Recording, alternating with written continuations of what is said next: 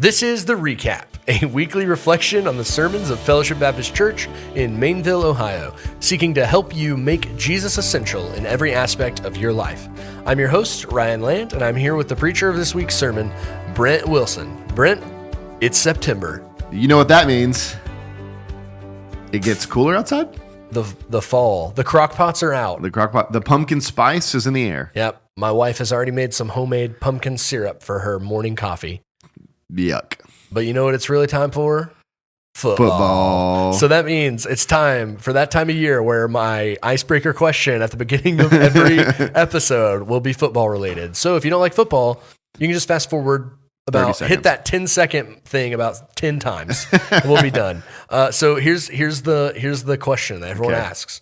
What's your Super Bowl prediction this year? Oh man, Super Bowl prediction. And we're on camera. This is recorded. So you gotta commit. Okay. I'm going. Yep. I'm trying to think of my NFC team. I got my AFC team. This is not what I want. Okay. It's not what I want. It's what I think will happen. Okay. I think it's going to be Ravens. Okay. Versus the.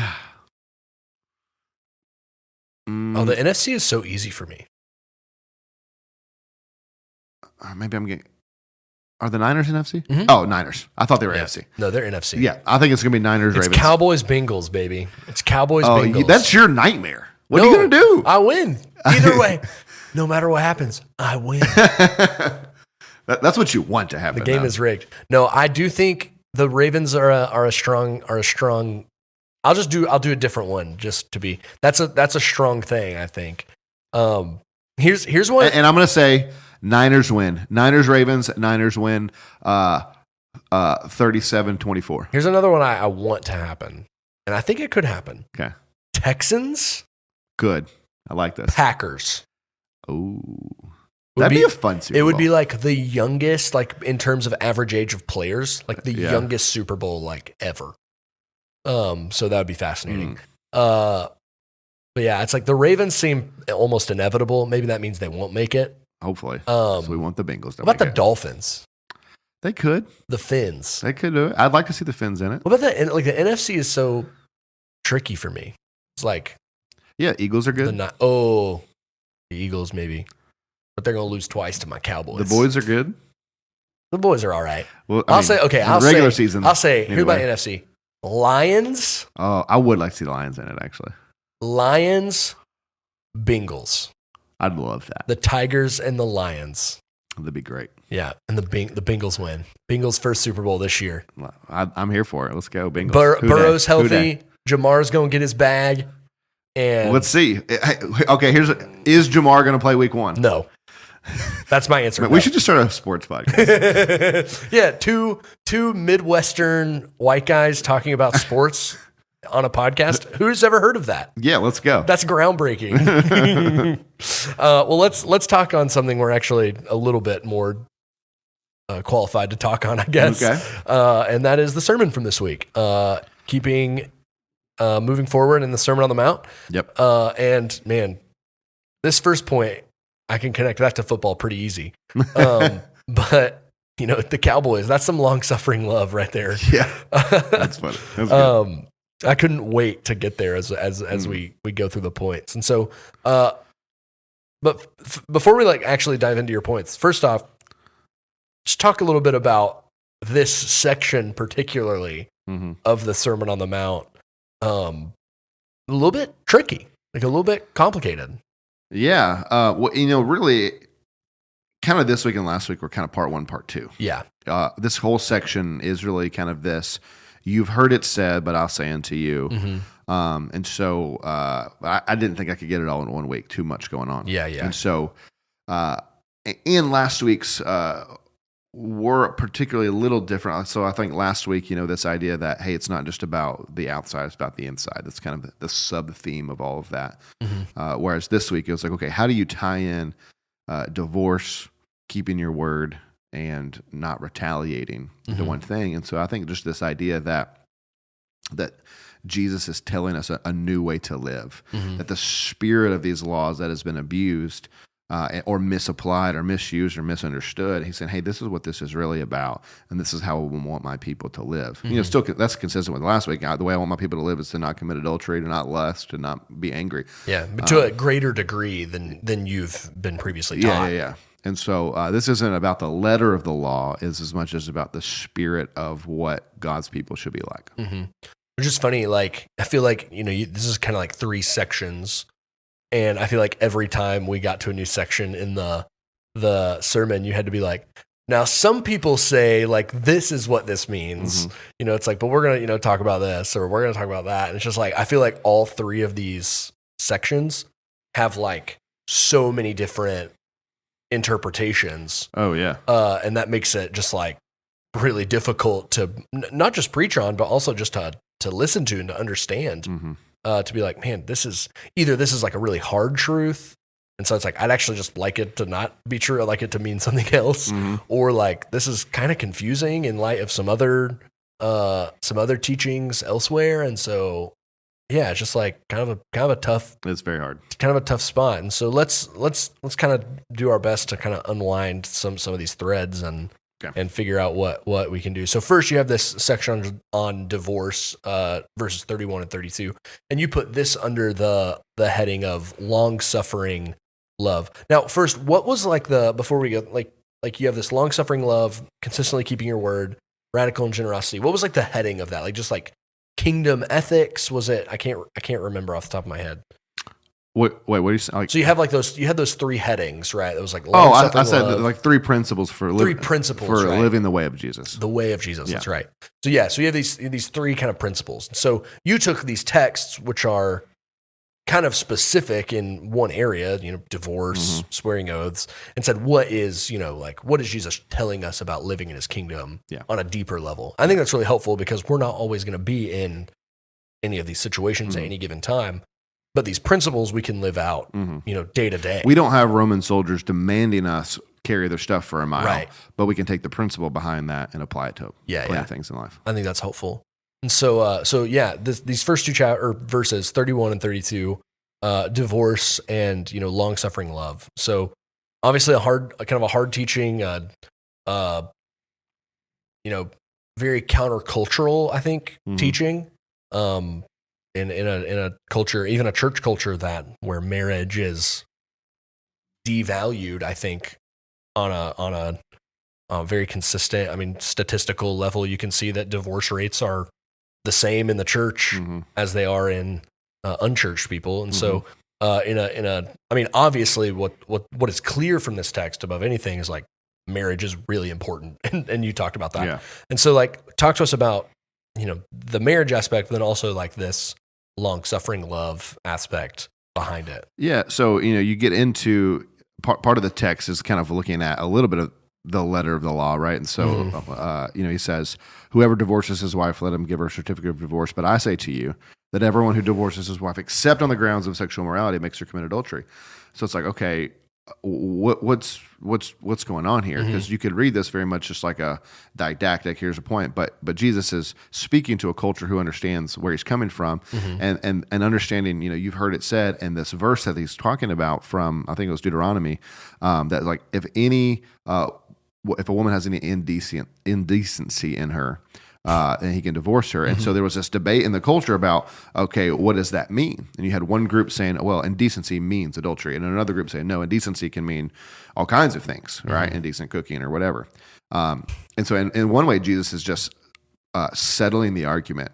This is what that word means. And y'all should have known what this was. This is what it means. And so he's kind of setting the record straight on that. But then also he's just like, one, giving us a high view of marriage, and hey, like this potentially breaks the covenant. But one thing I didn't talk about is to say it's like just because someone commits adultery in a marriage doesn't mean you have to get divorced. Yeah. It just means you are allowed, you're permitted. But obviously, reconciliation is always the goal. Always the goal and is best. Yeah. And so what Jesus is really, I think, getting at here is this idea of not being a person who is abandoning ship, running away over minor offenses, which is what was happening because of this word indecency. And like, hey, I'm leaving my wife because whatever. And so not being a person who is prone to little things, setting them off, I'll leave, but rather we should be people who are long-suffering. We endure hit after difficulty after difficulty. And so we're just forgiving and reconciling and making up over and over and over and over again, which is what marriage is, all right? And what relationships are. Yeah. And so, yeah, I think it's kind of the idea. Well, I think one thing that you pulled out of this that is so helpful, I think, you say like, he's teaching us don't walk away from minor offenses, but it's like also like, don't walk away when there's major offenses. Yeah. It's like Jesus doesn't just teach us this, but he lives this principle out. It's like when he goes to the cross and is being murdered and tortured and mocked, made fun of. Yeah. He says, Father, forgive them, for they know not what they do. It's like the long suffering, even of Jesus to the point of death. Yeah. That it's like he didn't give up. Yeah. In the midst of major offenses. Right. And that, we're called to walk kind of in the same manner, especially in our marriage. Yeah. Because a marriage is so important and so weighty and worthy of, respect and boundary and all those things, right? And I didn't really get into this. I mentioned it, but talked about how we have committed spiritual adultery against God. Oh, yeah. And that's not just like a cutesy way of calling idolatry, whatever. Like the Bible actually. That's the language of Scripture. Oh, yeah. So you have a whole book, Hosea, that is addressing that issue. But even in Ezekiel and some other places, there's many chapters devoted to this illustration of a couple and committed an adultery. One of them committed adultery against a girl, and God saying, "This is Israel. This is what you've done to me. That your lusting after other gods is akin to leaving me." And he's like, "Not leaving. He's not leaving. You have committed this adultery, but I'm sticking around." Yeah. And so Jesus showing that even in adultery, he doesn't leave. Yeah. There's a book by Ray Ortlund, and I'm trying, like a theological book, and I'm trying to remember what it's called, but that is the title. Is essentially about like the infidelity of God's people. Yeah. And it's talking about that principle, right? And it's like, he's not just like making that language up out of thin air. It's like, that's how the Bible talks about our sin. Yeah. It's like anytime we choose our own way or the way of some idol over the way of Jesus, over the way God has prescribed, then we're committing adultery. We're committing an affair. Cheating on God with something we think is better. Yeah. Yeah. We're choosing, and usually like the easier, the more fun, the more pleasurable, whatever. Seemingly more. Yeah. Seemingly. Yeah. In the moment, yeah. Then the long, the long game of the pleasure, the fulfillment, the flourishing that God's way is going to give us. And so, and I think this is like, it's so easy, like the things we think are suffering, especially like as persecution, like specifically, is like not suffering, and so. Not to downplay like things that are hard. Sure. But it's like when we're talking about suffering, it's like I'm thinking about. I read a headline today about like these Nigerian Christians who were like literally like hunted down by some other people. And it's like they're the ones that are suffering. Or you talked about like martyrs, Christian martyrs, getting skinned alive. Yeah. It's like flogged, burned. It's like hey, all you have to do is say, Jesus is not Lord, Caesar is Lord, and we'll stop. It's all over. Yeah. And they wouldn't do it. Yeah. It's like, that's crazy. Like, that's tough. That's amazing, is what, And so it's such a good principle, I think, for us just to think through about we can actually endure more than we think we can. Oh, yeah. By his strength, like by his power. Yeah. And particularly when you understand the gospel and you understand that you've been forgiven much. Yeah, yeah. Oh, yeah. I think a lot of the times when we are holding on to things, it goes back to this idea that I would never do that. And when you think you would never do something, it's hard to forgive somebody for doing that thing. Yeah. And I'm just like connecting some dots here in the Sermon on the Mount, and we haven't gotten here yet, but Jesus is going to talk about anxiety, like in a couple of sections, and relating, like even that is like, hey, you can persevere like through worry because of who God is, right? It's like you actually don't have to suffer in this way because like just think about who God is. Just think about what He's done for you. And so it's like this truth is sort of laced throughout. I mean, even in the turn the other cheek, where we're about to get to, is a little bit of this like long suffering idea. But I guess that's just because it's a gospel issue, not a just right here in the Sermon on the Mount issue. Yeah. So then we move on, and we're going to talk a little bit more about the specifics of the divorce and we got a hard question. Sexual immorality from a question that came in.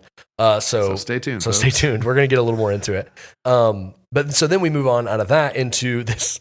This is such an odd section. I feel like not even something we think about. Yeah. About oaths.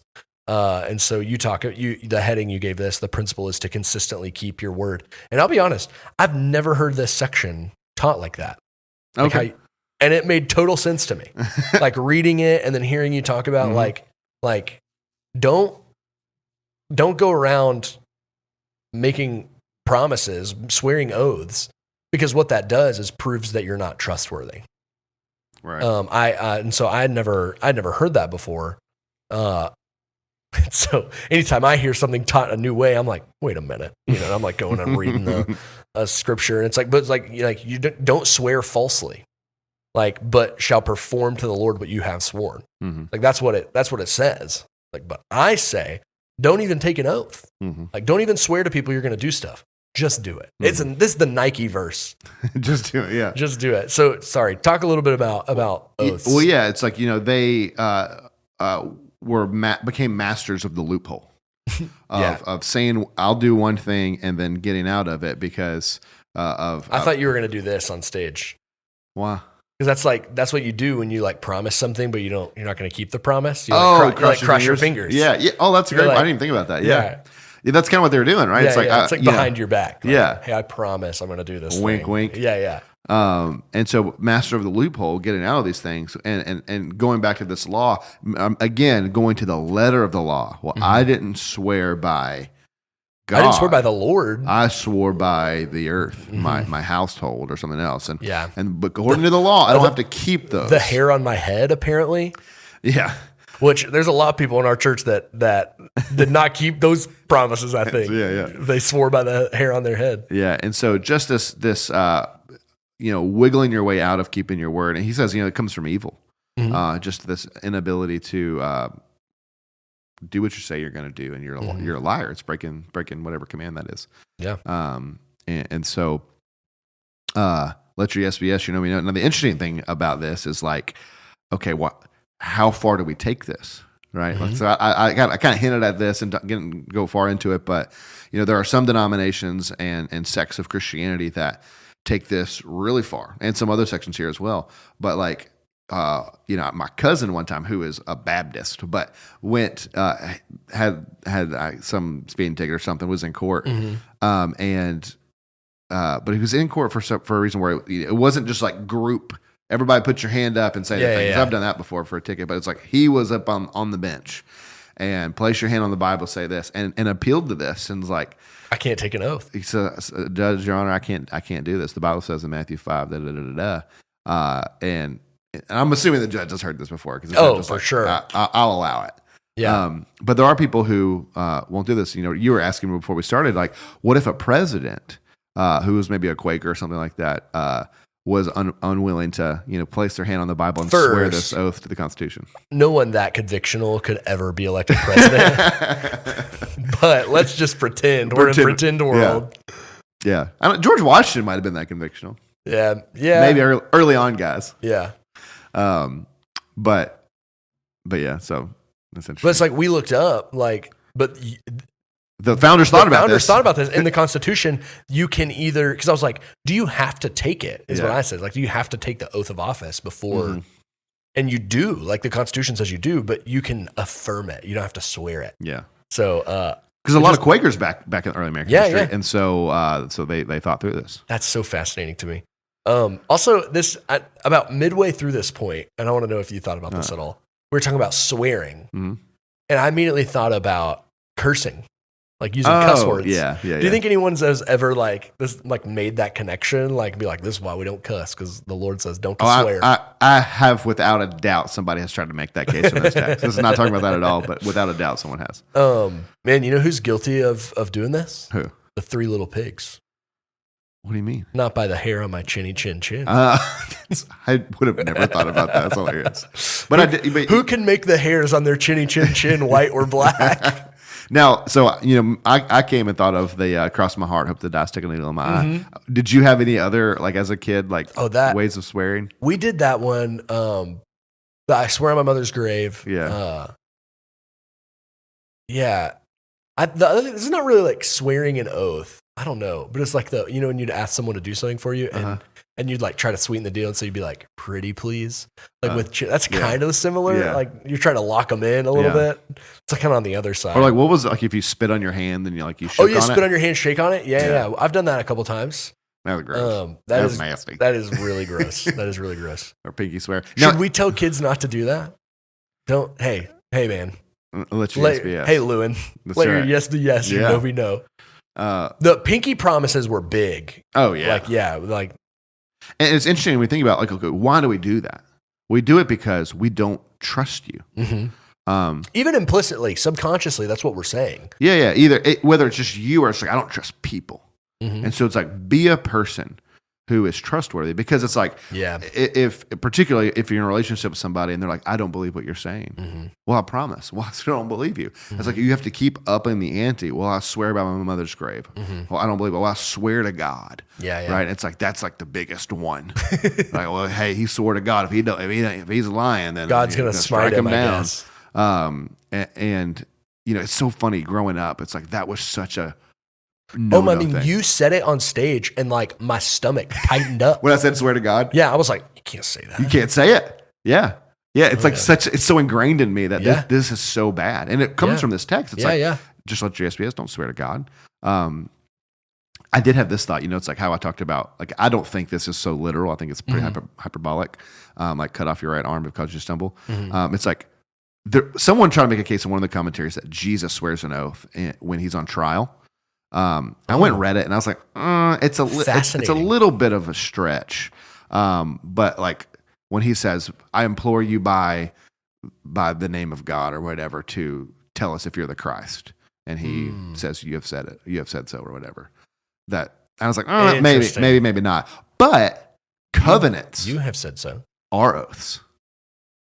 Like when God and Abraham, God makes Abraham go to sleep and he's doing this covenant, walking through the pieces. Yeah. Like, that's an oath. I'm promising. Yeah. But that could also be more like a contract, right? And I don't think this is saying not sign contracts. That's my point. I think he's saying this is between individuals, like how you're in relationship with people.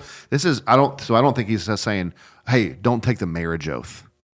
Or whatever. And so it's like a covenant is an oath from God to his people. Do you think people were really going around being like, I swear to Jerusalem, I swear on Jerusalem? I guess they were. This is kind of weird. I don't know if this makes sense to you or not. When I read that section, and it's particularly about the okay, let me read 34. Like, and he says, do not take an oath either by heaven, for it is the throne room of God, or by earth, or by Jerusalem, for it is the city of the great King. My mind goes to Narnia. Me too. Does it? Okay. Yeah, I was like, Care Paravel. I was like, man, just the language of that was isn't he the great emperor across the sea? Isn't that what they call him? That's God. Yeah. So that the great king, the great emperor. Yeah. But I'm assuming he's talking about David as the great king. Yeah, probably. Or he's talking about himself. Why do you think it's capital? Is yours capitalized in ESV? What, king? King. Yeah. Why do you think it's capitalized? I don't know. In Greek, every letter's capitalized. I know. That's why. Why did the translators decide to capitalize it? I don't know. Ultimately, the thing I think that's like really important about this, and I think is just good for all of us, is just like do what you say you're gonna do. Mm-hmm. Don't be a person who has to swear to something else in order to get people to believe you. Yeah. Be a person who, my word is my bond. If I've said it, if they said it, I know they're going to do it. Yeah. And it's like, I think we live in an age, of kind of like platitudes. Yeah. So I think it's easy to like give people kind of like platitudes, like, oh yeah, that sounds great. whatever, I'll be there. Mm-hmm. Yeah, you can send that over to me or, whatever. It's like, well, actually. Yeah. And so it's like, just, it's like, just let your yes be yes, your no be no. Yeah. It's like, just be consistent. And if you say you're going to do something, do it. And if you aren't going to do something, don't pretend like you are. Right. And so consistency, I think, is another theme of the Sermon on the Mount. That's going to come out And I also later. think all of this is also under the umbrella of being salt and light. Oh, for sure. Yeah. It's like, if you're a person that's untrustworthy, you're not very salty. Yeah. And you're dim. Or lit. Well, you're not lit. And so, but on the inverse, if you're like in a world that is not trustworthy, a person who is trustworthy, it's like, man, this dude, like, you can trust that guy. Yeah. You think about like people all the time are on Facebook, like, hey, I need a new doctor. Who's a good doctor? Who's a doctor I can trust? You know who I think of when I hear this? Who? I'm going to show some honor right now for a guy that probably doesn't listen to the podcast. You know who I think of when I hear this? Who? Michael Peters. Oh, yeah. That's like a guy who says... He says that he's going to do I'm it. going to be there. And he is. See it? That's true. And so it's like, you just think of an example of who's a guy whose yes is yes and no is no. And that's who I think of. That's true. When I read this text. Yeah, it's like, that's something we all want. Like you were saying, like, who's a doctor I can trust? Who's a vet I can trust? Yeah. Like, it's like, so be that, just be like the friend, be the brother in Christ, the sister in Christ, the neighbor who can be trusted. And then we move into maybe one of the most famous things Jesus has ever said. Yeah, without a doubt. I thought you were going to quote Gandhi again this week. I'm just trying to give Gandhi a break. All right? He's dead. He's fine. I mean, I don't know that he's fine. That's terrible. That's awful. Josh, cut that. So we get to, I can't focus. Turn the other cheek, right? Yeah. Gandhi's famously said, an eye for an eye makes the whole world blind. Okay. And so it's like, yeah, Jesus is saying, don't do the eye for an eye thing, bro. But I tell you, it was, kind of researching this, I had always taken this as an eye for an eye. It's like, oh yeah, that's really intense. That's really like mean. But to realize, this is actually given to the judges of Israel as equal justice under the law. Well, so you referenced Hammurabi's Code. Yeah. Do you know any laws from Hammurabi's Code? Is it this one in there? No. Oh, or something like it. If you steal an object from someone in Hammurabi's Code, they cut your hand off. It's like, that's intense. Yeah. It's like you steal an object and they remove a body part from you. And so like, that's not equality. Right. It's like, but you think about the ancient, so that's an ancient document. So you have an ancient law here. So it's like, this is clearly like what you're saying. This is about equality in justice and punishment. Right. In like law and order. The punishment meets the crime. Yeah. Fits the crime. And so I thought that was fascinating. Yeah. Kind of in studying this, and that Jesus is saying, let this punishment be that. But that the way they perverted it was, this is something for courts, and you're applying this to your relationships. Yeah. And instead, your relationships, because he said other stuff kind of earlier in here. It's like, hey, fix things before you get to court. Yeah. Because if you get to court, you're going to pay every penny. Fix things before you get there. And so, like, this is very highly relational. And it's like, hey, like someone insults you. And there was a lot of debate about this, about the turn the other cheek thing. Like, is this insult? Like you think about, backhanding someone, like it's very much like, even with the glove kind of thing, right? It's just insulting. Yeah. So is this insult or is this physical? We can talk about that in a second. But be a person who endures insult, endures punishment, and doesn't need justice. Your justice, God's going to get the justice. Don't be the person who says, I don't get mad, I get even. Yeah. Don't be that guy. Be the guy who can endure more because of the gospel. Yeah. Tim Keller tells I think it's in his marriage book, he talks about I can't now I'm blanking on what he says, but he's like, but if my wife calls me like a purple people eater, like something silly, and she says, I'm sorry, I shouldn't have called you that. Will you forgive me? And I say yes. He's like, what I can't then later do is in another argument be like, yeah, but remember when you called me a purple people eater? Yeah. And, it's like that would be equal that would be eye for an eye, right? Mm-hmm. As like, you called me that, so I get to at least bring it back up. Yeah. And use it to my defense, or call you something similar. Yeah. Or even in the moment of the fight, he was like, "You jerk! Well, you call me you whatever." Yeah, yeah. It's like no. I can endure the insult. Yeah, and so like the forgiveness piece is, I think, is key here. Yeah, right. And I think that's kind of what Jesus is at least hinting at in the turn the other cheek. Is like, it's like you're putting yourself in a situation where you could get struck again. But which is what you do when you forgive someone. You're like, you hurt me. Yeah. And I'm going to forgive you and open myself back up to relationship with you in a knowing that you could hurt me again. And so yeah, like very, as you said, like relational to one another. And so you made some kind of some sub points here about one. I don't know that we said this, but what you labeled this is to be radical in generosity. Yeah. Which is, one of our core values. So you have turn the other cheek. Talk to me a little bit about the self-defense debate here. Like, should you ever defend yourself? Yeah, it's really tricky. Yeah. And following the example of Jesus, I think lends itself to saying no. I do think ethically it's like, hey, defending other people's different question, right? Someone's hurting women, children, the innocent, the defenseless.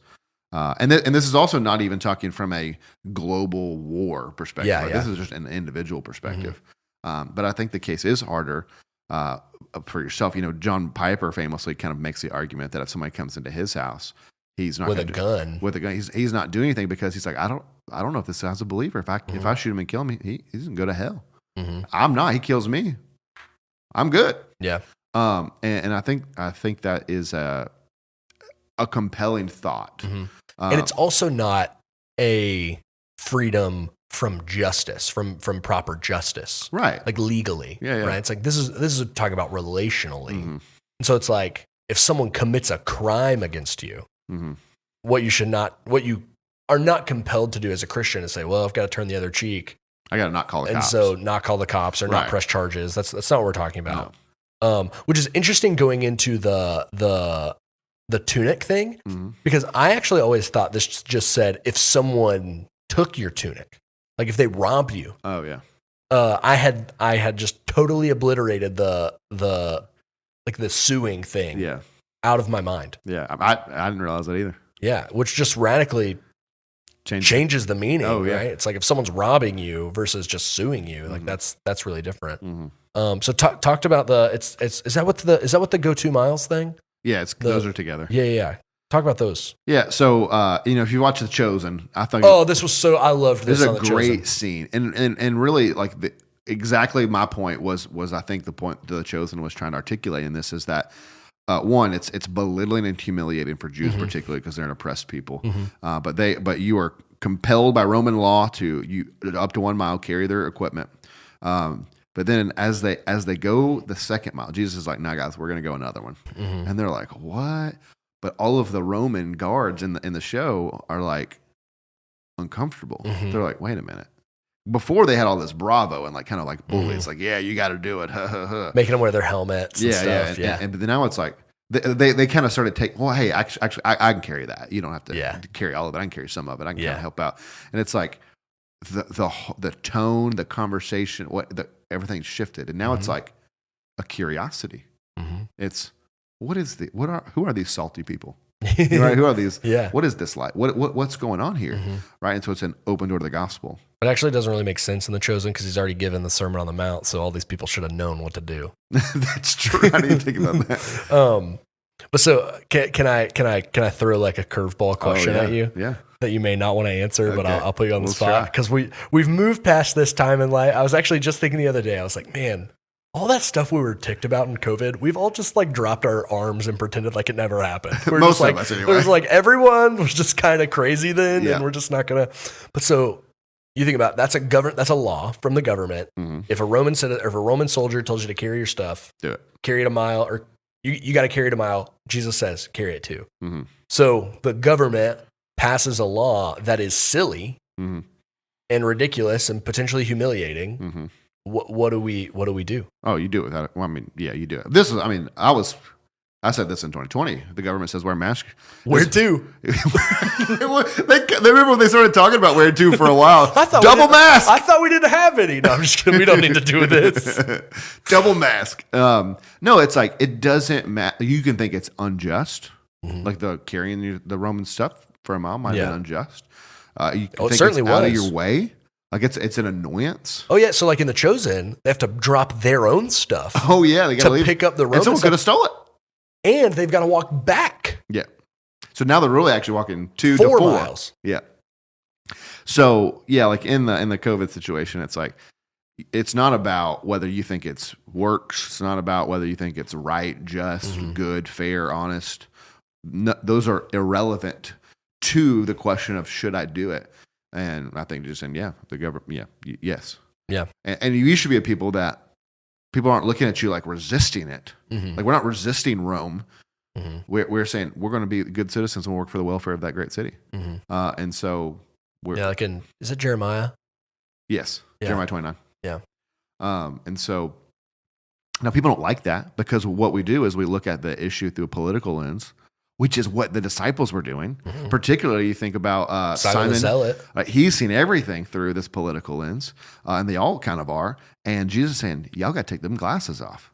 Stop looking at this thing through your politics and start looking at it through me and my kingdom, because my kingdom's not of this world. And so stop living like this world is first and foremost or primary. It's passing away. Yeah. And so bring the culture of my kingdom to bear on this world. And that means be living in such a way that people will take notice and go, why the heck do you like that? Yeah. And I think some people are worried of being, because these things get politicized and like looking like they're compassionate or making room for stuff that is contrary to their political ideology. Yeah. Right. It's like the disciples didn't want to be seen carrying Roman stuff. Yeah, they didn't want to look like Roman collaborators. Yeah. Yeah. And it's like, but that's what they're doing. Like they're actively helping them. Yeah. Helping their enemy. Carry it a second mile. Yeah. It's like they were compelled the first time, but the second time is their decision, the second mile. And so I think we're uncomfortable with that. Like I'm uncomfortable with that, thinking like, I don't want people to think they're going to label you. Yeah. You're a Democrat. Yeah. You're a leftist. Yeah. Yeah. And so it's like, that makes me uncomfortable. Yeah. Like, I don't want people to think I'm soft on, it's like, I want to be convictional. I want to be on the side of truth. I want to be all these things. But it's like, I don't want to get labeled compassionate for, whatever X, Y, or Z. And I think that does like cloud our judgment on a lot of these things. It does. And certainly there's other complications that you can throw into that if the law is actually unjust to people. Totally different, right? Yeah, if the government passed a law, if Jesus would not have said this if the government asked you to blaspheme twice, like he would not have said that. Right. But this is not. It's not telling them to sin in any way. And this is Romans 13, right? You obey the government until the government asks you to do something that's against the scriptures. Yeah. Then you disobey. Anything about the tunic, shirt off your back? Well, that's where that comes from. That's another one of those things. Yeah, so many of those things. Yeah, take a shirt right from my back. No, I think it's kind of the same point. Where demands abound, let grace abound all the more. And so even if you're demanded to do this, do more. Yeah, go the extra mile. Because like people are gonna be like, why? Why the heck did you? You're only obligated to do this. And so like I think about like the one I used was work. It's like, hey, your boss says write 5 of these cards, and everybody's complaining about it. Right? Nobody wants to do it, and you go write 10. Why did you do that, man? Right, let me tell you why. Yeah, and I'm trying to think. I feel like there's a great sports movie where there's a scene like this, where they're told to do like it's got to be facing the Giants. One thing. Oh my gosh! Don't get me in trouble with my D group again. Some people in my D group were certified facing the Giants defenders, and I'm a certified facing the Giants hater. But it's like there's something like this where it's like they tell them to do one thing and they do. Gosh, I wish I could remember what it was. I can't remember. Remember the Titans, the best sports movie ever? Part of me is like, I think it might be Remember the Titans. But I can't remember off the top of my head. I was hoping you could help me out. And so then the one after that is Be ready to help those in need. Yeah, I'm reading the love your enemies part. Yeah, to help those in need, right?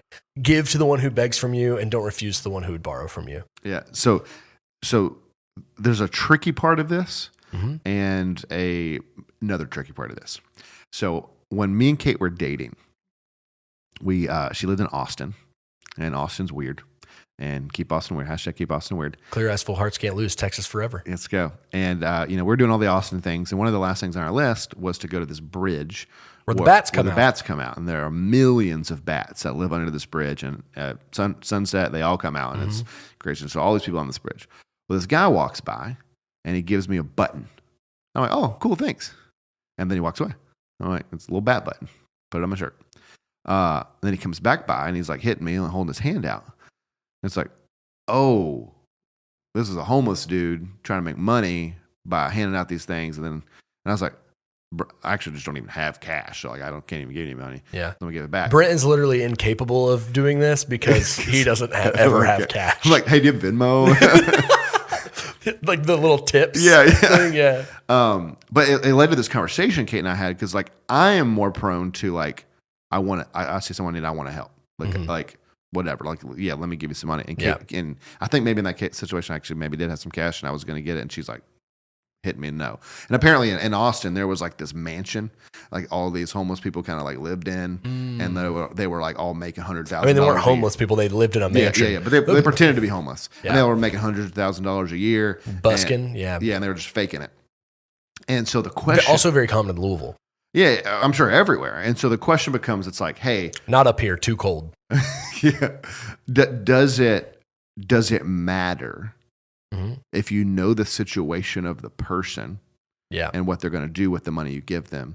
Like, are they just going to go buy drugs with it? Are they going to buy booze with it? And I think on one hand, it's like, no, it doesn't matter. You see someone in need, someone asks you to borrow something, whatever, you do it. And Buddy Turner asked me a great question after church. Oh, he asked me too. So, probably like about do you give out of your excess? Yeah. He said, is it generosity if you give out of your excess? Yeah. And I was like, but I got to think about this for a minute. Yeah. And I said, it's not generosity. But what we're really looking for is it radical? It's not radical, and it's not sacrificial. Yeah. It's like, hey, you know what?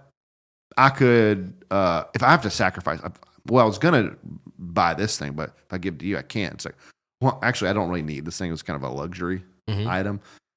It's better. Well, he told me when he was talking to me about it, he said, you asked me for a coat. It's like, I can give you a coat. Got a bunch got of them. 4 more coats at home. Yeah. It's like, not a big deal. Yeah. It's like, but if I just got this coat and it's 50 degrees outside, that's probably not cold. Some people, I just said this in Ohio, they're like, 50, that sounds nice. Danny Constable got shorts on. 30 degrees outside. He's still got shorts on. And I'm like, bro, I'm from the South. I need this coat. Oh, yeah. That's like, sacrificing. Yeah. And to give it to him is not just generous, it's sacrificial. And so I think on the one hand, it's like, hey, they may go buy drugs with it. That's their conscience. They're responsible for that decision. I'm responsible to give them the thing to help them. Now, certainly we can be wise and say, hey, come with me. I'll go buy you some food. Yeah. Or I just want to say, like, this doesn't say give them money. Right. So it's like, I know plenty of people that have stuff in their car, stocked in their car, like little bags, like water bottles, shit, like non-perishable food that they can give to people on the street, and so it's like, I think that's great, and it's a great idea. The other part of that's hard about this is in 1 Timothy, kind of a similar thing. Hey, give to those in need, but basically it says if they're unwilling to work, then they should go without food.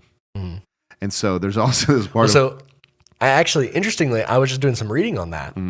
And partially, that is speaking at least a little bit to the very wealthy who are not working and have slaves and are just lounging around and is saying, don't give them when you gather like as a church to eat, don't feed them because they've done nothing to contribute. That was some reading I've done recently on that. Yeah.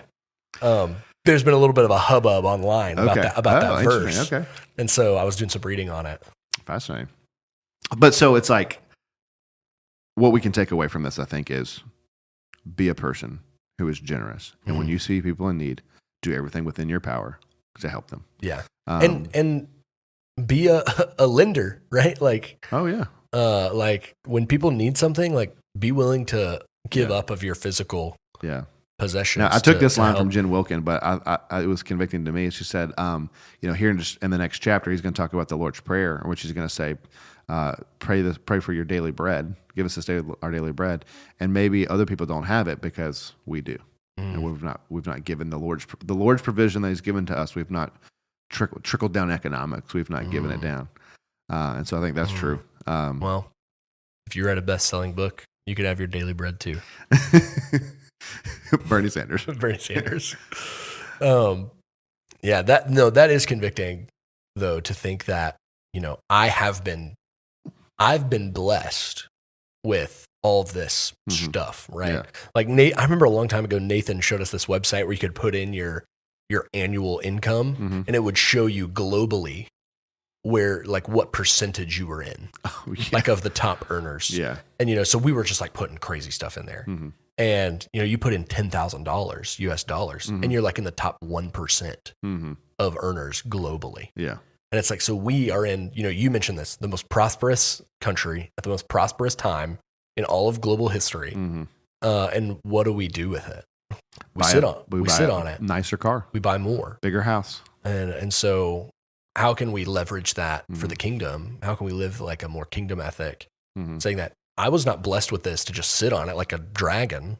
Yeah. Like I was blessed to give. Right. Like that's why God gives us things is to bless others. Absolutely. Anything else? Final thoughts before we dive into this question? Nope. All right. So this person writes in and says, this is specifically in relation to the 2 verses on marriage and adultery. If adultery is going to happen by marrying a previously married person, should Christians ever pursue a relationship with someone who is previously married? So, Jesus says, I say to you, anyone who divorces his wife, except on the grounds of sexual immorality, makes her commit adultery, and whoever marries a divorced woman commits adultery. So you mentioned the thing like it's just like the first time, the one flesh union happens. Am I remembering that right? Like when you talk about that? Yeah. It's only adultery the first time. Yeah. And so I think this person's asking if that's going to happen. Yeah. Should we ever pursue a relationship with someone who is previously married? Yeah. Let me give my answer. Take it away. Let me give you the answer to the part I understand, and then to the rest of it, I'll tell you I don't know. So the first part of this, where he says, let me pull it up. He says, but I say to you that everyone who divorces his wife, except on the grounds of sexual immorality, makes her commit adultery. The makes her commit adultery is not in the act of divorce, but in the preceding dominoes of she is going to have to get remarried, and she's still a one flesh with you. Like y'all are married, one flesh. He's left her, but they're still one flesh. Just because you gave her a piece of paper doesn't change that. And so now as she gets remarried, that first sexual encounter she has where she gets is adultery. And particularly, you mentioned the cultural context here. That's like women aren't getting paid. Women aren't. Yeah, like she needs a husband to take care of her. Yeah, so like the only way for her to live is to get married. Yeah. And so that's why Jesus says you make her commit adultery because she's going to have to go find another husband. Right. And so I get that one. That makes sense. I understand that. The second part is what I looked at 5 commentaries before walking down here. None of them address this question. And whoever marries a divorced woman commits adultery. John Piper's famous position, and I'll say John Piper's in the minority of this position. It's pretty intense. John Piper is for no divorce ever, no remarriage. Has a whole argument about divorce here and why it's in the betrothal period and not marriage. And so you should never get divorced, should never get remarried. I don't think that's the case. I think even Paul actually adds to something Jesus said here. Paul says not only is adultery okay to get divorced, but for abandonment. Yeah. And so, which potentially implication is abuse. And so I don't know that his point isn't to give us all of the exact loopholes and all the exact ways out. That's not his point here. I think his point is about being somebody who isn't prone to divorce over little small things. Yeah. He's like, hey, no, the indecency thing from Deuteronomy you're quoting, that's adultery, and that's why he can get out. And so I'm just not sure his point is still really tell us that. Yeah. So I'll be honest, I don't understand marrying someone who was divorced, in particular if their husband or their spouse has been remarried to someone else, how that causes me, the single person, marrying that person to commit adultery. I thought the way you said it earlier was the only thing that even remotely makes sense. It's like I'm entering into the one flesh union. Yeah, the one that flesh already exists. that exists with someone else in the adulting situation. But besides that, I don't really understand it. Yeah, I think could be potentially super complicated. Yeah, and it's probably situation to situation. Yeah. But I do think what you said is right, like about Jesus's larger point, and it's like I'll just when I used to be on an improv team, if you can believe that. I can't believe it. We played this game called Raise the Stakes. And so you'd do a scene or whatever. And so you'd be like, oh, I see you brought in your pet cat. And someone off stage would say, raise the stakes. And I'd say, oh, I see you brought in your pet lion. You know, the stakes have been raised. There's a dangerous animal in here now. It's like, raise the stakes. Like, oh, I see you brought a gun. It's like, raise the stakes. And I feel like that's what Jesus is doing here. He's raising the seriousness of divorce and marriage to say, you're thinking about this all wrong. It's like, you need to take this. You're actually not taking this as seriously as you think you are. No, I think you're right. And so he's saying, like, when you do this, the implications are that people are going to have to sin, or sin is going to happen when divorce happens. And so don't do it. Like, don't get divorced. Yeah, have a very high view of marriage. Yeah. Yeah, no, great. Now, I'll say this. If someone today came to me, a single person who's never been married before, said, "Hey, Brent, I've been dating this girl for a while. Things are getting serious. I kind of want to marry her, but she's divorced. Can I marry her?" If it was the case that she was divorced and her ex-husband was still single, I would say, well, brother, my counsel to her, if she was in this room, would be to go back to her husband. Unless they got divorced on the grounds of sexual immorality. Still would be that. Really? Right. If he cheated on her, I would still say, hey, reconcile. Oh, see, I would say on this text that... Well, I would say you don't have to. Yeah. You don't have to, but I think it's always... Yeah. He could be an unbeliever. If he's an unbeliever, I would say don't go back to him. That's true. So super complicated. Yeah. But if her ex-husband was remarried, I think I would say you're free to marry her. Yeah. But I don't know if I'm. That's a hot take. I don't know if I'm willing to say that. It's based on this text. Super complicated. I just don't know. And I could change my mind on this. I'm not saying it's sin or anything. I'm not going to go that far. I'm just saying I don't know how I would counsel. I'd have to really think through and pray. I'm saying today, if someone asked me, that's what I think I would say. But this is one of those issues that's like, I'm willing to be changed. Yeah. You changed my mind. Yeah. Yeah. Super complicated. Super dense. Again, like you said, like depending person to person, so many different layers you could go through. So too many hypotheticals. Yeah. So great question. Thanks for sending it in. We had to pregame that question a little bit. And also book publishers. How is it possible? I got 5 commentaries, not one even hinted at this question. And some of these were very technical commentaries. Yeah. I'm like, what in the world? Let's go Crossway. Come on. Zondervan. Who else we got? Keep going. I don't know who. B&H. B&H. Tag them in the post. Let's get a commentary that addresses hard issues. Well, that is my sign as we shout out book publishers that we've exhausted the topic. So we're going to call it here. Thanks for joining us for the recap. We hope this conversation has encouraged you to keep striving to make Jesus essential in every aspect of your life. If you aren't part of our church family, we'd love to meet you on a Sunday morning. We gather for worship at 10:30 a.m. For more information, you can always go to myfellowship.church. Thanks for listening. Be blessed.